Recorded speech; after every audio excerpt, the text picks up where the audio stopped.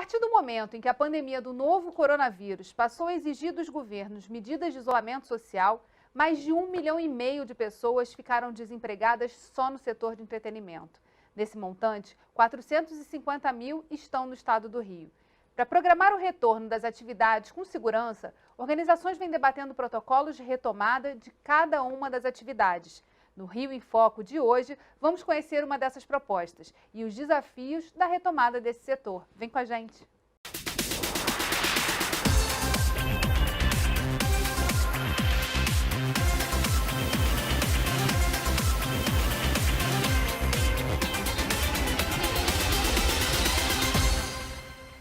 O setor de entretenimento é um dos mais significativos do estado, representando 5% do Produto Interno Bruto fluminense. E foi também um dos mais prejudicados pela pandemia do novo coronavírus. Para conversar com a gente sobre as mudanças que serão necessárias para a retomada das atividades do setor, convido o presidente do Apresenta Rio, Associação de Promotores de Eventos do Setor de Entretenimento e Afins, Pedro Guimarães. Oi, Pedro. Oi, Geisa, tudo bem? Prazer falar com o Rio em Foco, com vocês, com essa Casa Legislativa que é tão importante para as construções das políticas públicas e principalmente nesse momento de ajuda aos diversos setores econômicos como o nosso, né? Pedro, o setor de entretenimento é um setor muito amplo, né? Várias atividades estão abarcadas nele. Eu queria que você falasse um pouquinho que atividades são essas para a gente poder visualizar esse impacto, né? Então, como você bem falou, é uma atividade muito diversa, né, Geisa? O setor, a indústria do entretenimento, como a gente se conecta aqui representativamente, ela compõe uma série de segmentos ligados aos eventos, mais especificamente todos os segmentos que compõem a vasta cadeia do turismo. Estou falando de cultura, estou falando de esporte, estou falando do próprio turismo, estou falando de entretenimento na veia, com shows, festivais, gravadoras, empresas que compõem essa cadeia produtiva, atrativos de comunicação, áudio, setor audiovisual, setor de filmes. É uma indústria muito vasta e compõe um universo de players que foram muito afetados por conta dessa pandemia, né? Claro que a primeira diretriz das organizações oficiais era evitar aglomeração. E por conta disso, os eventos paralisaram num primeiro momento e, com certeza, isso não é clichê, várias atividades foram afetadas assim, mas esse setor será, com certeza, o último a voltar, também por conta dessa diretriz, ou seja, evitar aglomerações ou manter o distanciamento social é a principal das medidas que permite a gente fazer um movimento gradual. Então, é uma cadeia produtiva muito extensa, como você bem falou aqui na abertura, representa quase 5% do PIB fluminense. No âmbito nacional, tem dados que compensam, um dado bem expressivo, que contemplam, em termos de movimentação econômica, todos os 52 segmentos que compõem a cadeia do turismo movimentam juntos algo em torno de mais de 12% do PIB nacional. O setor do turismo é responsável por 10% dos empregos formais no país e foi drasticamente afetado nesse momento. Como você falou, no Rio de Janeiro, mais de 450 mil empregos. Posso dizer que só dessa nossa indústria aqui, mais de 200 mil empregos serão afetados até o final do ano. Estou falando de um prejuízo no setor da área econômica de quase 200 bilhões de reais em todo o país até o final desse ano de 2020. E no Rio de Janeiro, a gente estima aí que isso bata algo em torno de 80 bilhões de reais. Então, esse é um movimento, é um número muito expressivo de impacto na economia, mas principalmente na falta de oportunidades de investimentos e na redução drástica do mercado de trabalho, porque grande parte desse setor é um trabalho temporário. 80% dessa cadeia são trabalhadores que prestam algum serviço, seja ele de forma temporária, seja ele até muitas vezes de maneira informal. E essa cadeia foi toda afetada por conta dessa decisão de paralisar o setor. Você falou especificamente dessa questão da paralisação, né? Foi o primeiro a parar e talvez o último a ser retomado. Nesse momento que a gente está vivendo, a incerteza é o principal ingrediente para esse setor, né? E para todos os setores, na verdade, da sociedade. Como é que vocês estão programando, né? De que maneira vocês começaram a trabalhar essa questão da retomada? De que forma é possível garantir a segurança tanto para quem está trabalhando, né, nos bastidores desses esses eventos, para fazer eles acontecerem, quanto também para o público que vai começar de forma gradual e às vezes com muita reserva também, a tentar interagir nesses encontros?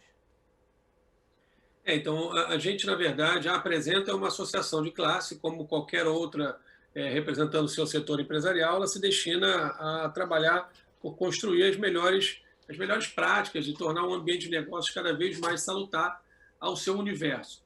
Ela é uma associação jovem nesse mercado, tem pouco mais de 2 anos, ela foi fundada em março de 2018 e ela vem se tornando uma representativa, vem ampliando seus horizontes, tornando um ente de representatividade a nível global, a nível nacional. Então, a Apresenta Rio ela foi gerada num primeiro momento e já com o objetivo de buscar algumas pautas que pudessem ser também relevantes aos diversos setores aqui que a gente falou. E por conta dessa pandemia, a gente também acabou ampliando o nosso leque, acabou avançando muito nas questões de discussão a nível país, por conta, inclusive, das principais medidas que poderiam ser colocadas em práticas através do governo federal.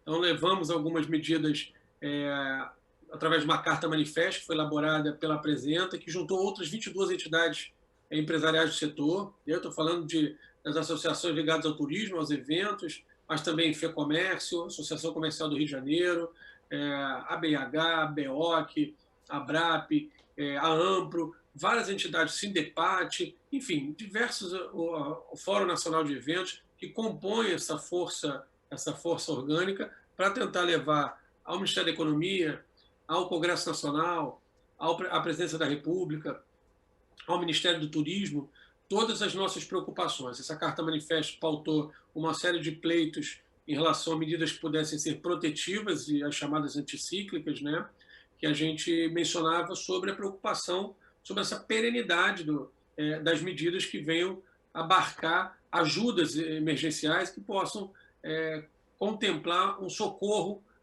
ao longo desse período, mas também para a retomada. Eu costumo sempre dizer que retomar, reabrir as atividades, recomeçar, não é virar uma chave e tudo vai voltar como era antes. A gente precisa ter ajuda e precisa que medidas consistentes possam fazer parte dessa solução perene ao longo do tempo, para que, na medida do possível, da retomada gradual, possa ser a atividade econômica aquecida e, consequentemente, possa ir dando uma sobrevida para as empresas que tiverem suportadas até lá. Essa carta manifesto pensou ali em medidas de diferimento de tributos, a preocupação com as linhas de crédito, as medidas sobre a questão dos salários e empregos, buscando o layoff das empresas, ao mesmo tempo a suspensão de contratos de trabalho temporários, pautou ali algumas questões que foram depois, várias delas tornadas efetivas, como a possibilidade do cancelamento dos eventos, na remarcação dos bilhetes, podendo ser feita a devolução de forma gradual ao longo de 12 meses, porque esse é um dinheiro que já estava dentro da economia, já estava circulando, já tinha sido vendido, né, tanto para as companhias aéreas, tanto para as agências de viagem, nos pacotes turísticos, nos atrativos turísticos e culturais, mas também nos eventos que estavam sendo vendidos e que precisam ser recomeçados agora.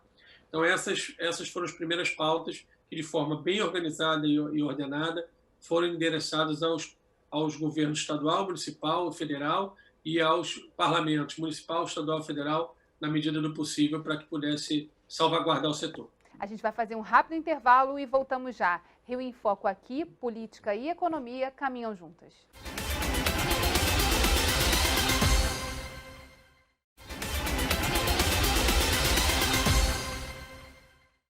No bloco anterior, nós falávamos de que não era possível simplesmente virar uma chave. Muita coisa vai mudar nesse cenário. Então, Pedro, o que vai mudar? O que vocês já preveram nesse protocolo de retomada e que vai ser necessário fazer investimento para que os empresários possam adaptar os espaços a essas novas realidades que a gente vai viver, né? O novo normal. Geisa, na verdade, esse novo normal, ele tem prazo para começar, tem data para começar, mas não tem data para terminar.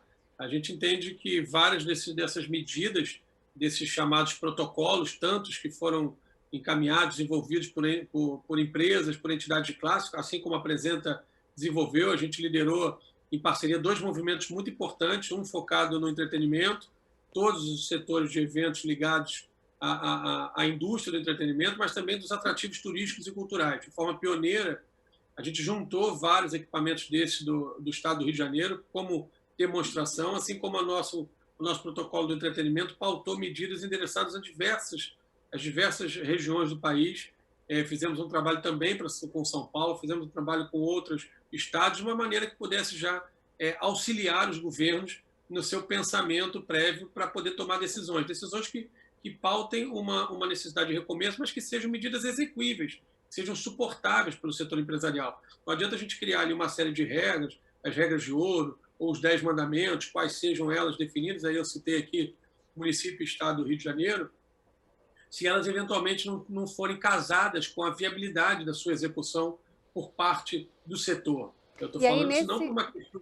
Não, e aí, nesse sentido, é muito interessante justamente abordar isso. Quer dizer, os protocolos de retomada que estão sendo organizados pelas instituições de classe representativas acabam virando uma boa base para uma discussão para as autoridades sanitárias, né? Sobre o que é possível fazer, o que é viável, até porque o interesse do empresariado é de que a atividade seja retomada o quanto antes. Então, assim, de que maneira equalizar também isso e de que maneira tornar público o que vocês estão desenhando, né, junto com os empresários, é um caminho interessante, né? Exatamente. A necessidade, todos têm o mesmo pensamento, né? Quanto antes a atividade empresarial voltar, mais rápido será a arrecadação de impostos do setor público, mais rápido será esse recurso sendo mola propulsora da economia fluminense e fazendo com que atraiam outros investimentos, outros projetos possam ser colocados em prática.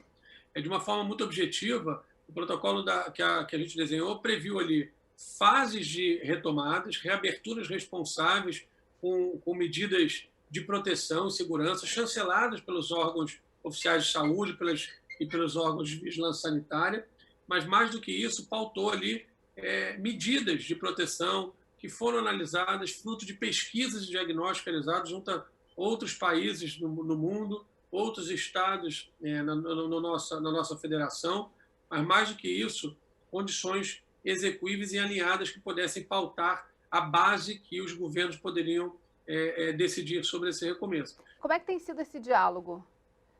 Esse diálogo tem sido muito bom. Foi muito bom no âmbito do Estado, tem sido agora muito bom no âmbito municipal. Confesso que foi uma loucura no início por conta dessa indefinição de quem tem a prerrogativa de decisão, se é o governo federal, se é o governo estadual, o governo municipal. Imagina, o setor fica pairado sobre uma dúvida muito grande e não consegue caminhar.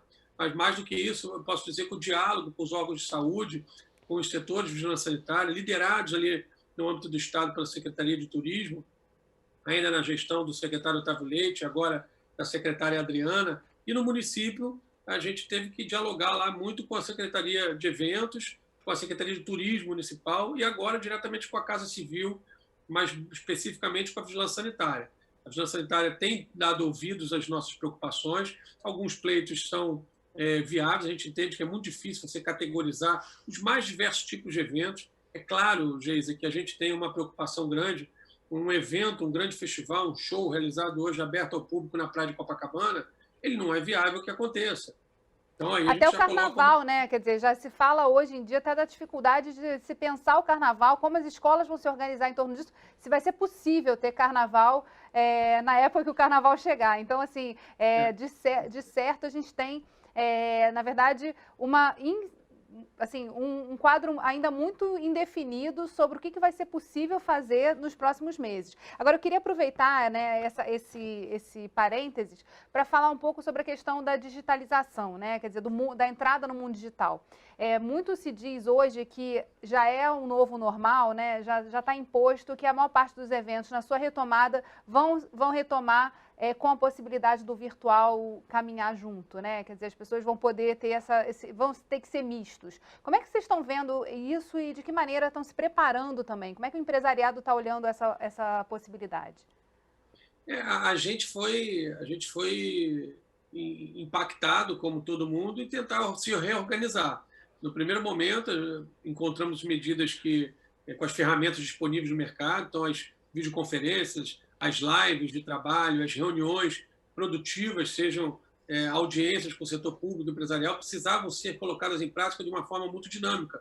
e assim foi feito. Eu acho que esse é um grande avanço e as lives não vieram para ficar e vão pautar essa evolução da relação política-institucional, relação empresarial, dentro dos próprios processos legítimos das empresas. Já temos visto muitas empresas diminuindo as suas estruturas de escritórios, migrando para esse processo híbrido, né? Eu acho que ele não substitui, mas ele complementa, assim como a parte de entretenimento. A música tem uma força muito grande, a música renova, a música alimenta, e a música fez parte desse período da pandemia como um dos principais aliados, através das lives dos artistas que foram colocados no ar. E esse tipo de entretenimento, eu acho que ele veio para ficar. Ele não vai substituir os eventos presenciais, a experiência proposta pelas grandes empresas, pelos grandes shows, festivais, os eventos de negócio, fazem toda a diferença. A parte presencial, ela promove o encontro, promove o networking, promove as relações sadias e processuais, mas elas podem sim ser complementadas com modelos híbridos que alcancem o universo de pessoas que eventualmente não tenham conseguido fazer parte por uma questão de agenda ou por eventualmente minimizando custos eventuais que ali o evento possa ter. Então essa é uma realidade, mas eu não acho que sejam substituíveis as experiências, as entregas de sonhos, das oportunidades que as pessoas têm ao encontrarem umas às outras, sejam quaisquer tipos de atrativo, sejam ir ao teatro, seja ir ao cinema, seja estar, afinal de contas, o cinema, por exemplo, a parte audiovisual já existe há muito tempo, né? Os canais de TV por assinatura, os Netflix da vida, as séries, tudo isso já faz parte desse universo moderno. E agora a gente vem renovando isso ainda mais. Mas, como eu falei, já existe nesse momento de reabertura, onde esse faseamento da retomada está sendo colocado em prática. E aí eu vou voltar um pouco ali atrás sobre essa estimativa do novo normal. No nosso protocolo, a gente estimou que ele seria lá a partir do mês de novembro. Mas que ao longo desse período, eventos de forma gradual poderiam acontecer de acordo com as suas medidas que poderiam ser colocadas em prática. Por exemplo, feiras, congressos, eventos de lazer e negócios poderiam já estar acontecendo hoje, com redução de capacidade de público, com tomada de medidas cada vez mais amplas, porque eles são muito mais organizados, permitem que você implemente soluções que sejam confortáveis de forma responsável, mantendo o distanciamento social, mantendo alguns protocolos que ali estão especificados nas nossas medidas. A gente definiu, por conta disso, a categorização dos eventos em três aspectos, né? A gente dividiu os eventos abertos ou fechados, ou seja, em áreas confinadas ou em áreas abertas, eventos com controle de acesso ou sem controle de acesso, que permite que você tenha um acompanhamento mais fidedigno, muito mais efetivo, né, do processo. Você faz ali uma área de fronteira entre a entrada de um evento, seja ele um show, seja ele uma feira, seja ele um atrativo turístico, e também os eventos e equipamentos de entretenimento que as pessoas possam ficar sentadas ou de pé. Por quê? Porque aí você permite também implementar os isolamentos físicos. E isso tudo pauta a necessidade do recomeço. Vimos aí a novidade dos drive-ins, né? Na verdade, a nova novidade, quase um de volta para o futuro, né? A gente está indo lá atrás buscando práticas passadas que foram sendo adaptadas e conseguiram ser colocadas em práticas com medidas responsáveis. Então, esse universo é que a gente acha que seja importante, não o fato de criar análise das atividades econômicas definidas simplesmente por serem consideradas aglomerativas, enquadradas numa fase, por exemplo, final no processo. Os eventos podem acontecer gradativamente, os teatros, cinemas podem já ir retomando e tomando medidas que sejam responsáveis. Aqueles que não tiverem capacidade ou acharem que o custo é muito alto e não fecha a conta, eles deixam para abrir posteriormente. Mas a possibilidade... É justamente a possibilidade de criar uma forma de gradualmente essas atividades serem retomadas, justamente porque há necessidade de que o fluxo econômico aconteça, né? Para que se possa fazer para o novo normal e as pessoas não pararem simplesmente as suas atividades e buscarem outra coisa para fazer.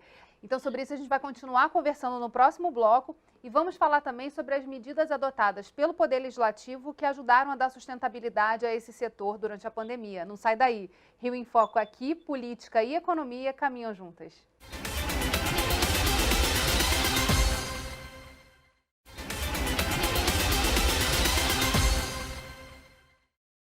Voltamos no terceiro bloco do Rio em Foco para falar sobre a retomada do setor de entretenimento. Pedro, uma das ações importantes durante esse processo são justamente as ações anticíclicas, que você citou no início do programa, como sendo ações que vocês focaram muito no diálogo com os governos. Nesse ponto, o Legislativo votou vários projetos para atuar nesse momento emergencial. Desses projetos que você cita, que são os importantes, o que geraram impacto para o setor e de que maneira outras ações precisam ser tomadas? Qual é a agenda que é necessário endereçar nesse momento de pandemia para o Legislativo?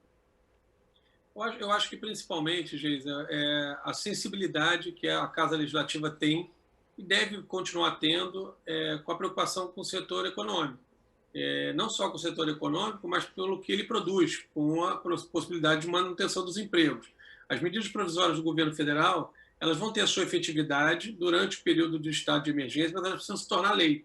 E é importante que a gente paute medidas como essas, vou repetir, a da possibilidade de remarcação dos eventos, das produções culturais, dos atrativos das vendas de bilhetes, pacotes turísticos e tudo mais, assim como os diferimentos de tributos que possam ser colocados como prática, voltados principalmente à manutenção dos salários, à manutenção com a contrapartida de suportar os empregos, mas também para poder ajudar as empresas. Eu acho que as linhas de crédito voltadas ao setor empresarial são muito importantes. Eu acho que esse é um ponto de dificuldade que o governo federal tentou implementar, mas esbarrou muito no monopólio, na dificuldade de abrir as garantias por conta do sistema bancário. A gente endereçou a Lei 13.999, o PRONAMP, que foi criado pelo governo federal, previu, a gente endereçou uma solicitação ao Ministério do Turismo, que foi aprovada pelo governo federal, de inclusão das agências de desenvolvimento nos estados. No caso aqui, a AGRI está buscando recursos para ajudar o setor, mas é um recurso escasso e muitas empresas estão ainda no limbo, esperando que, para sobreviver essa pandemia toda e falar de retomada, esperando poder alcançar essas linhas de crédito. Acho que seria muito importante que o Legislativo Fluminense pudesse pautar medidas que talvez priorizassem o setor cultural, o setor esportivo, de entretenimento como um todo, por conta de terem sido os primeiros a fechar e os últimos a reabrirem, mas na busca de benefícios, de agendamentos, de possibilidades de lograr êxito na obtenção dos créditos. Essa é uma medida importantíssima, mas tem medidas como a Lei Federal 1075, a chamada Lei Aldir Blanc, que criou medidas emergenciais de ajuda à cultura. Isso é um trabalho que tem sido defendido pelas entidades de classe setor. A PTR tem feito um trabalho brilhante nesse aspecto. Juntamos, apresenta a PTR e outras tantas entidades na busca por esse auxílio, assim como o setor, a Alerj fez a Lei 8863, que previu aí a destinação de 30% dos recursos do Fundo Estadual de Cultura para ajuda emergencial aos projetos e às produções culturais.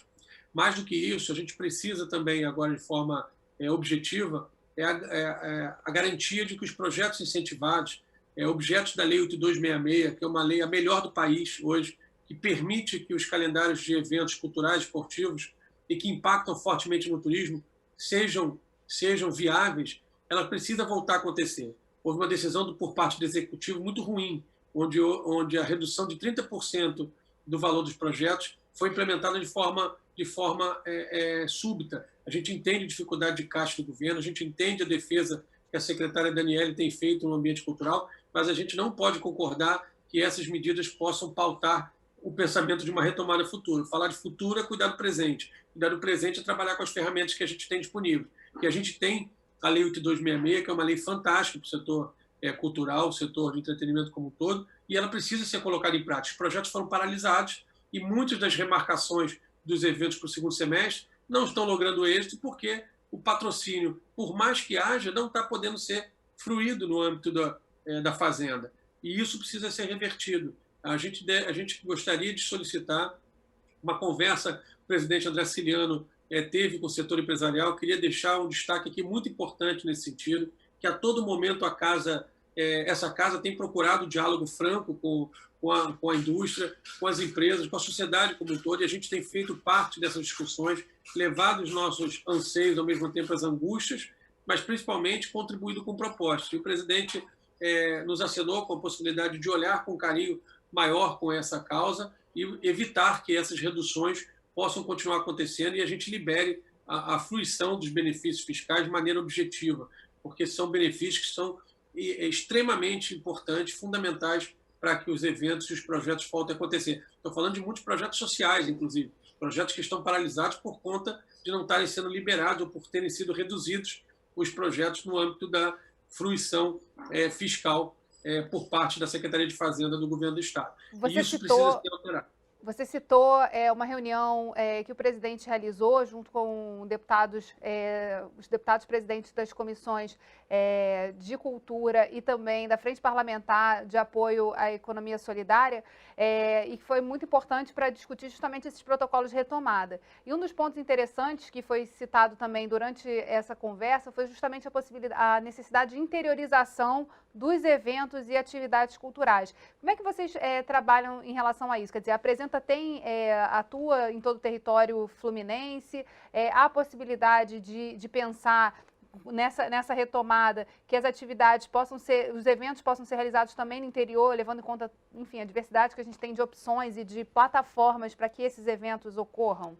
Com certeza, a gente tem feito esse trabalho junto às empresas associadas e essa consciência existe. A busca por essa interiorização, eu acho que ela pode ser pautada nas contrapartidas, num regramento melhor para as contrapartidas sociais para cada um desses projetos. Já existe uma série de medidas, não estou dizendo aqui sobre criação de novas contrapartidas, estou dizendo de trabalhar melhor as contrapartidas que já existem, que são muitas, tanto para os eventos, projetos esportivos, quanto para os projetos e produções culturais.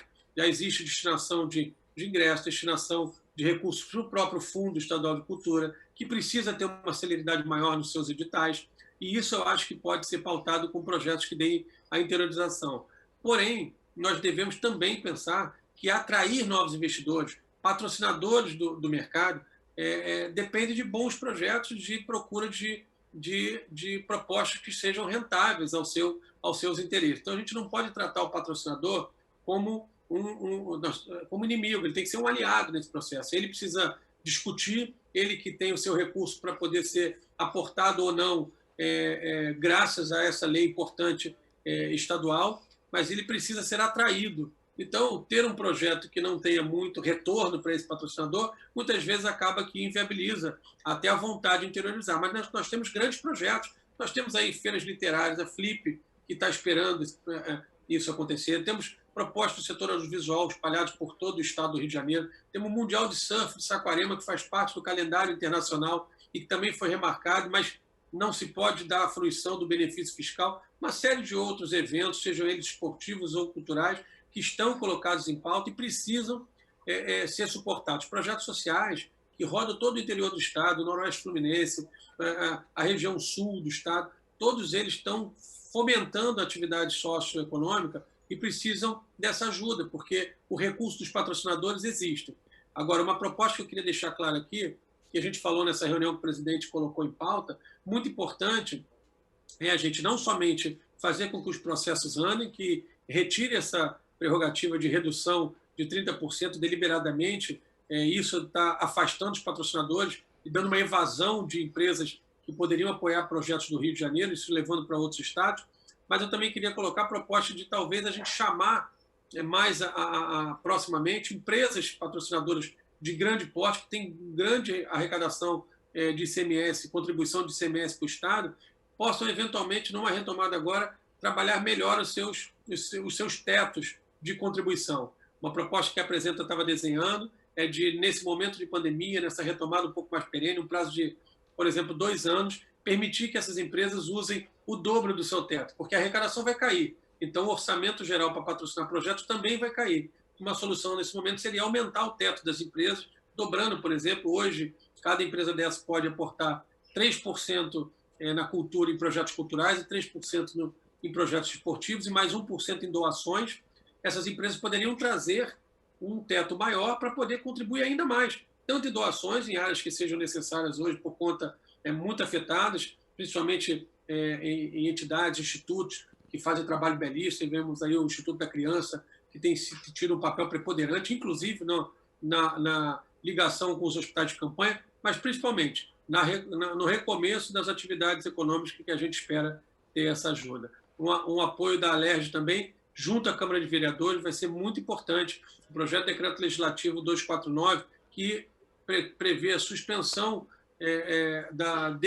redestinação do recurso oriundo da Lei da Cultura do ISS também vai ser muito importante. O presidente prometeu agir nesse sentido. Eu acho que é importante as casas se falarem, porque elas que vão pautar a recuperação da economia fluminense. Bem, o Rio em Foco está chegando ao fim. Obrigada, Pedro, por você ter participado aqui com a gente desse novo normal e a retomada do Rio em Foco nos estúdios. E obrigada a você, telespectador, por ter acompanhado a gente até aqui. E se você ainda não conhece o nosso podcast, não perca essa oportunidade de acessar a sua plataforma de streaming de preferência e procurar por Quero Discutir o Meu Estado, Rio em Foco. Lá você escuta o programa como e onde quiser. E a gente se vê na próxima semana. TV Alerj, o canal do povo. Até a próxima.